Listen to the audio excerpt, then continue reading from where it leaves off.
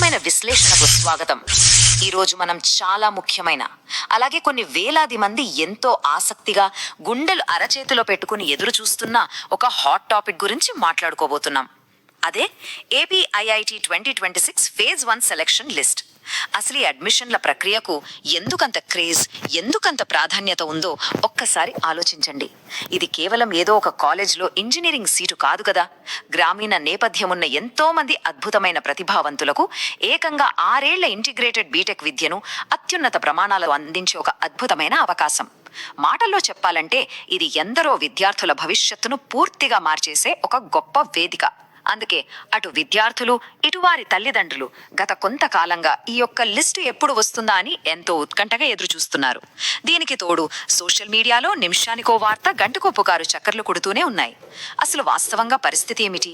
మనం దేని గురించి నిజంగా ఆందోళన చెందాలి, దేని గురించి నిశ్చింతగా ఉండాలి అనే విషయాలను ఈ విశ్లేషణ ద్వారా చాలా స్పష్టంగా, డీటెయిల్డ్గా అర్థం చేసుకుందాం. ఒక్కసారి ఈ రోజు మన విశ్లేషణలో ఏమేం కవర్ చేయబోతున్నామో చూద్దాం. ముందుగా ప్రస్తుత ఉత్కంఠకు అసలు కారణాలేమిటో చర్చిద్దాం. ఆ తర్వాత అందరిని వేధిస్తున్న ప్రశ్న, జాబితా ఏమైనా ఆలస్యమైందా అనే దానిపై క్లారిటీ ఇస్తాను. మూడవదిగా లిస్ట్ వచ్చే అవకాశం ఉన్న నిర్దిష్ట సమయాలు. నాలుగవదిగా విడుదల తర్వాత మనం వెంటనే తీసుకోవాల్సిన చర్యలు.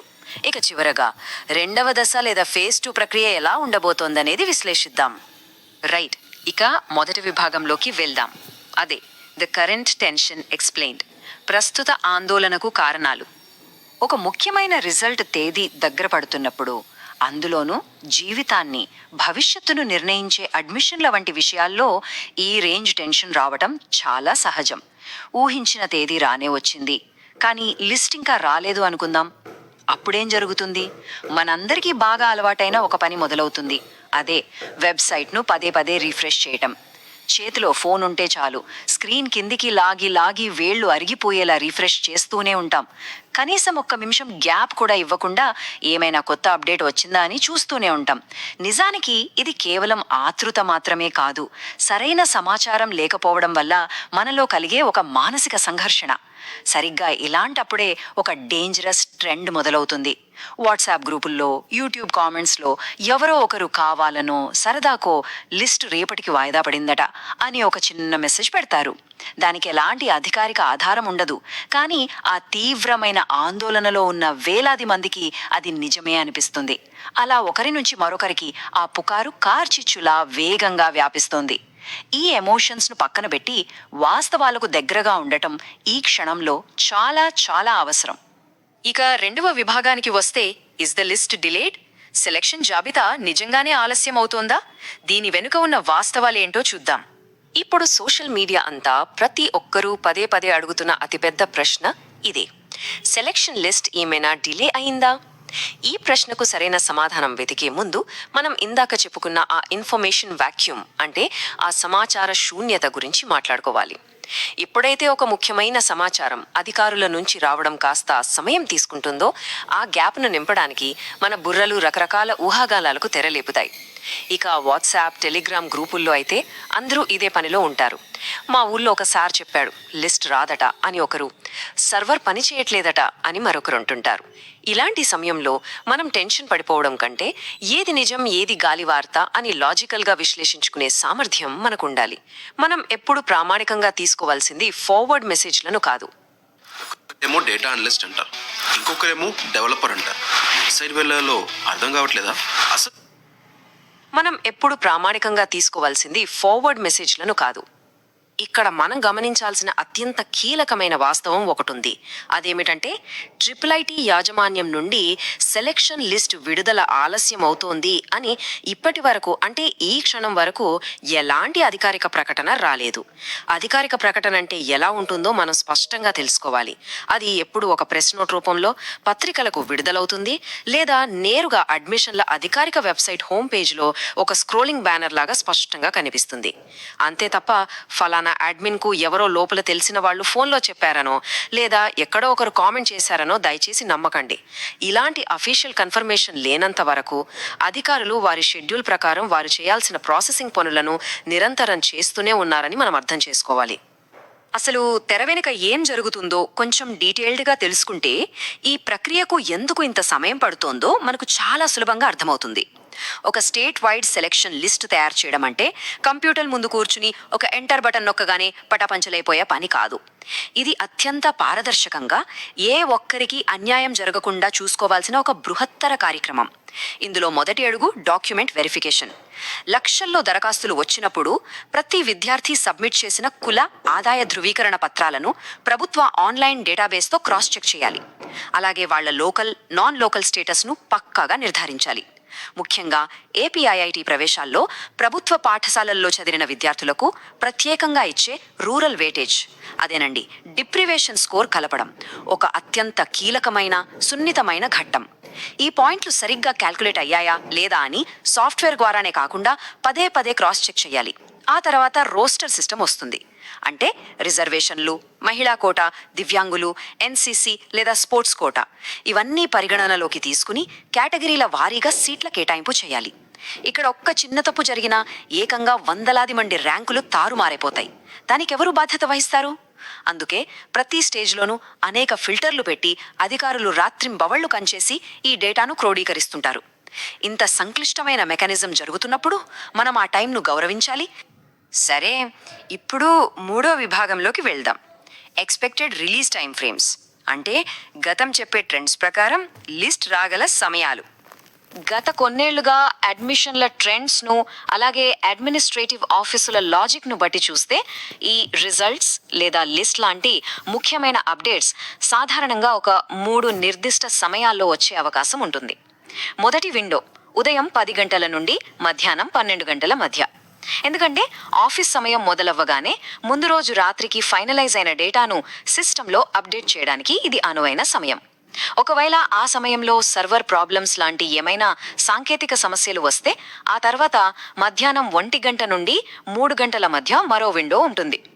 సాధారణంగా లంచ్కు ముందు అంతర్గత సమావేశాలు జరిగి ఉన్నతాధికారుల నుంచి ఫైనల్ అప్రూవల్స్ తీసుకుని ఈ సమయంలో జాబితాను ఆన్లైన్లో పెడుతుంటారు. ఇక చివరిగా సాయంత్రం 4 గంటల నుండి 6 గంటల మధ్య సమయం మరొక కీలకమైన విండో.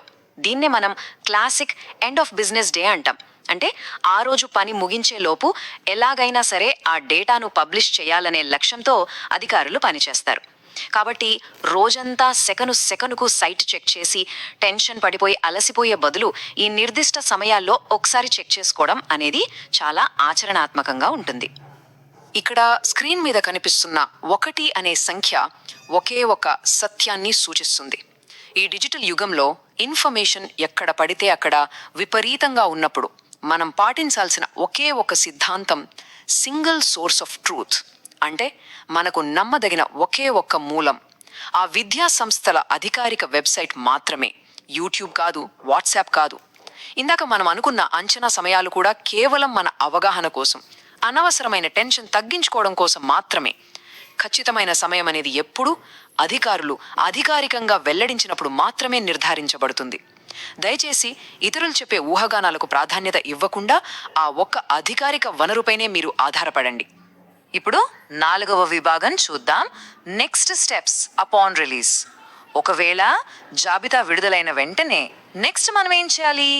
జాబితా విడుదలైన ఆ ఒక్క క్షణంలో కంగారు పడకుండా ఉండాలంటే మన దగ్గర ఒక స్పష్టమైన ప్రణాళిక, ఒక యాక్షన్ ప్లాన్ ముందే సిద్ధంగా ఉండాలి. అది ఎలాగంటే లిస్ట్ వచ్చిందని తెలియగానే ముందుగా అధికారిక వెబ్సైట్ ఓపెన్ చేయాలి. ఆ తర్వాత అక్కడ కనిపించే సెలెక్షన్ లిస్ట్ పీడిఎఫ్ ఫైల్ను మన ఫోన్లోకో ల్యాప్టాప్లోకో వెంటనే డౌన్లోడ్ చేసుకోవాలి. ఆన్లైన్లోనే బ్రౌజర్లో చూద్దాంలే అని వెతికే కంటే ఇలా డౌన్లోడ్ చేసుకోవడం చాలా ఉత్తమం. ఎందుకంటే మధ్యలో వెబ్సైట్ క్రాష్ అయినా సరే మన దగ్గర ఆఫ్లైన్లో ఫైల్ సురక్షితంగా ఉంటుంది. మనం ప్రశాంతంగా చెక్ చేసుకోవచ్చు. పీడిఎఫ్ ఓపెన్ చేశాక మన అప్లికేషన్ నంబర్ను సెర్చ్ చేయాలి. పేరు కనిపిస్తే ఏ క్యాంపస్ అలాట్ అయిందో, సర్టిఫికేట్ వెరిఫికేషన్ లేదా రిపోర్టింగ్ తేదీ ఏమిటో స్పష్టంగా చెక్ చేసుకోవాలి. ఇవన్నీ ఒక పద్ధతి ప్రకారం కూల్గా చేస్తే ఎలాంటి తప్పులు జరగవు. ఇక్కడే ఒక చిన్న మరియు ఆసక్తికరమైన సాంకేతిక వాస్తవం గురించి మాట్లాడుకోవాలి. లిస్టు రాగానే ఒకే మిల్లీ సెకండ్ వ్యవధిలో 50,000 మంది విద్యార్థులు, వాళ్ళ బంధువులు ఒకేసారి ఎంతో ఆతృతగా ఆ వెబ్సైట్ పైకి దండెత్తుతారు. అప్పుడేమవుతుంది? సహజంగానే ఆ భారాన్ని మోయలేక సర్వర్లు డౌన్ అయిపోతాయి. వెబ్సైట్ స్లో అవ్వడం లేదా ఎర్రర్ చూపించడం జరుగుతుంది. ఇది నిజానికి ఒక పాజిటివ్ సంకేతం అని చెప్పొచ్చు. అవునండి, సర్వర్ క్రాష్ అయిందంటే లిస్ట్ వచ్చేసిందని, అందరూ దాన్ని చూస్తున్నారని అర్థం. ఇలాంటప్పుడు అస్సలు పానిక్ అవ్వకూడదు. ప్రశాంతంగా ఒక గ్లాస్ నీళ్లు తాగి ఒక 15 లేదా 20 నిమిషాల తర్వాత మళ్ళీ ప్రయత్నిస్తే ఖచ్చితంగా ఓపెన్ అవుతుంది. ఇక్కడ మనకు కావాల్సింది కాస్త ఓపిక మాత్రమే. ఇక మన విశ్లేషణలో చివరిదైన 5వ విభాగం, అండర్స్టాండింగ్ ఫేజ్ 2, 2వ దశను సరిగ్గా అర్థం చేసుకోవడం. ఈ వీడియో మీరు చూస్తున్నారు అంటే ఇది కోఇన్సిడెన్స్ కాదు, ఇది ఒక యూనివర్సల్ సిగ్నల్. మనందరం రోజుకి దాదాపుగా 4,000 నుంచి 10,000 వరకు మెసేజ్లు, వీడియోలు, నోటిఫికేషన్లు, ఇన్ఫర్మేషన్ చూస్తూ ఉంటాం. కానీ వాటన్నిటిలో నుంచి మీరు ఈ వీడియో చూస్తున్నారు అంటే ఇది ఖచ్చితంగా కోఇన్సిడెన్స్ కాదు, ఇది ఒక యూనివర్సల్ సిగ్నల్. అందుకనే నేనేం చెప్తున్నానంటే మీ జీవితంలో ఏదో ఎక్స్ట్రాడినరీ జరగబోతుంది. This is going to be your new beginning. మీరు చాలా కష్టపడుతున్నారు, మీ బెస్ట్ ఇస్తున్నారు, కానీ మీ లోపల ఒక డౌట్ కానీ, ఫియర్ కానీ, రెసిస్టెన్స్ కానీ ఉంటుందా? నేను అన్నీ సరిగ్గా చేస్తున్నా, ఎందుకు నా డ్రీమ్ లైఫ్ని అచీవ్ చేయలేకపోతున్నా? నేను ఏది స్టార్ట్ చేసినా ఎక్కడొక్కడ బ్లాక్ వస్తుంది అని అనిపిస్తుందా? దీనికి ప్రాబ్లం మీ హార్డ్ వర్క్లో కాదు, మీ 2వ దశను సరిగ్గా అర్థం చేసుకోవడం. ఒకవేళ ఏ కారణం చేతనైనా మొదటి లిస్ట్లో మన పేరు లేకపోతే వెంటనే నిరాశ చెందాల్సిన అవసరం ఉందా? ఖచ్చితంగా లేదనే చెప్పాలి. ఇక్కడ సెకండ్ ఛాన్సెస్ లేదా ఫేజ్ 2 సెలెక్షన్ అనేది చాలా బలమైన ప్రక్రియ. వాస్తవ ప్రపంచంలో ఏం జరుగుతుందంటే, మొదటి విడతలో సీట్ వచ్చిన టాపర్స్లో కొందరు అదే సమయానికి జాతీయ స్థాయి విద్యా సంస్థలైన ఐఐటీలు లేదా ఎన్ఐటీలలో సీటు సాధించి అటువైపు వెళ్ళిపోవచ్చు. మరికొందరు ఇంటికి దగ్గరలో ఉన్న రెగ్యులర్ ఇంటర్మీడియట్ లేదా పాలిటెక్నిక్ కోర్సులను ఎంచుకోవచ్చు. ఇంకొందరు సరైన సమయంలో కుల లేదా ఆదాయ ధృవీకరణ పత్రాలు సమర్పించలేక జాయిన్ కాకుండా ఆగిపోవచ్చు. ఇలాంటి రకరకాల కారణాల వల్ల ఖాళీగా మిగిలిపోయే సీట్లను, అంటే వేకెంట్ సీట్స్ను ఈ ఫేజ్ 2 ద్వారా మళ్ళీ మెరిట్ ఆధారంగా భర్తీ చేస్తారు. కాబట్టి ఇది కేవలం మిగిలిపోయిన సీట్ల రౌండ్ అని తక్కువ అంచనా వేయకండి. ఇది ఒక లాజికల్ స్లైడింగ్ అప్ ప్రాసెస్. అర్హులైన వారు ఆటోమేటిక్గా పైకి వెళ్లే ఒక సహజమైన మెకానిజం. కాబట్టి ఫేజ్ 1లో పేరు లేనంత మాత్రాన ఏమాత్రం ఆశ కోల్పోవాల్సిన పనే లేదు. ఈనాటి మన మొత్తం విశ్లేషణకు సారాంశం, అలాగే మనం ఎప్పుడూ గుర్తుంచుకోవాల్సిన ఒక మంత్రం లాంటి వాక్యం ఇదే: అధికారిక అప్డేట్స్ కోసం ఓర్పుగా వేచి ఉండండి మరియు ఎట్టి పరిస్థితుల్లోనూ ఆశను కోల్పోకండి. మనం మాట్లాడుకున్న ఆ తీవ్రమైన ఉత్కంఠ నుంచి, ఆ టెన్షన్ నుంచి ఇప్పుడు మనం ఒక ప్రశాంతమైన మరియు లాజికల్ నిరీక్షణ వైపు అడుగు వేశామని అనుకుంటున్నాను. ఈ విశ్లేషణ యొక్క ముఖ్య ఉద్దేశ్యం కూడా అదే. వాట్సాప్ పుకార్లను పక్కన పెట్టడం, కేవలం అఫీషియల్ వాస్తవాలను మాత్రమే విశ్వసించడం మరియు తదుపరి దశలకు మానసికంగా మనల్ని మనం సిద్ధం చేసుకోవడం. ఇక ఈ విశ్లేషణ చివరలో మనం ఒకసారి వేసుకోవాల్సిన ప్రశ్న ఇది: మనం అధికారిక విడుదలకు మరియు అవసరమైతే ఫేజ్ 2కు మానసికంగా సిద్ధంగా ఉన్నామా? ఈ సెషన్ ద్వారా ఆ స్పష్టత మీకు వచ్చిందని నేను ఆశిస్తున్నాను. విద్యార్థులు తమ అంచనా మార్కులను మీరు ఏ కేటగిరీకి చెందినవారో కింద వ్యాఖ్యలలో, అంటే కామెంట్స్లో పంచుకోవచ్చు. దీనివల్ల తోటి విద్యార్థులకు కూడా మార్కుల ట్రెండ్ ఎలా ఉందనే దానిపై ఒక పాజిటివ్ అవగాహన వస్తుంది. ఒక గొప్ప ప్రతిష్టాత్మక విద్యాసంస్థలో అడుగుపెట్టే ముందు మనం ఎదుర్కొనే మొట్టమొదటి పరీక్ష ఈ సహనం మరియు ఓర్పు మాత్రమే అని ఎల్లప్పుడూ గుర్తుంచుకుందాం. ఈ సమాచారం మీకు నిజంగా ఉపయోగకరంగా అనిపిస్తే ఆందోళనలో ఉన్న మిగతా విద్యార్థులతో, తల్లిదండ్రులతో ఖచ్చితంగా పంచుకోండి. మరింత సమాచారంతో మరో ఆసక్తికరమైన ఎక్స్ప్లెయినర్తో మళ్ళీ కలుద్దాం. అప్పటి వరకు ప్రశాంతంగా ఉండండి, ఆచరణాత్మకంగా ఆలోచించండి. సెలవు.